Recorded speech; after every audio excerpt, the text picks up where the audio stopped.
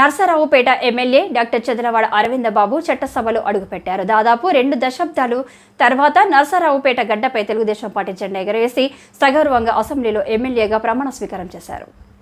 ఎన్నో అవమానాలు, ఆటుపోట్లు ఎదుర్కొని గెలిపే ధ్యేయంగా ప్రజల్లో మమేకమయ్యారు. భారీ మెజార్టీతో ప్రజానాయకుడిగా చట్టసభకు చేరారు. డాక్టర్ చదలవాడ అరవిందబాబు అనే నేను అంటూ ప్రమాణ స్వీకారం చేశారు.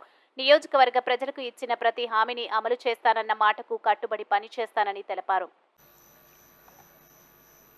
డాక్టర్ చదలవాడ అరవింద్ బాబు అనే నేను శాసనసభ సభ్యునిగా ఎన్నికైనందున శాసనం ద్వారా నిర్మితమైన భారత రాజ్యాంగం పట్ల నిజమైన విశ్వాసం, విధేయత చూపుతానని, భారతదేశ సార్వభౌమాధికారాన్ని, సమగ్రతను కాపాడుతానని, నేను స్వీకరించబోయే కర్తవ్యాన్ని శ్రద్ధాశక్తులతో నిర్వహిస్తానని దైవసాక్షిగా ప్రమాణం చేస్తున్నాను. ఆంధ్రప్రదేశ్ శాసనసభ సభ్యుడైన డాక్టర్ చదలవాడ అరవింద్ బాబు అనే నేను సభా నియమాలకు కట్టుబడి ఉంటానని, వాటిని అనుసరిస్తానని, సభా మర్యాదను కాపాడుతానని, సాంప్రదాయాలను గౌరవిస్తానని దైవసాక్షిగా ప్రమాణం చేస్తున్నాను.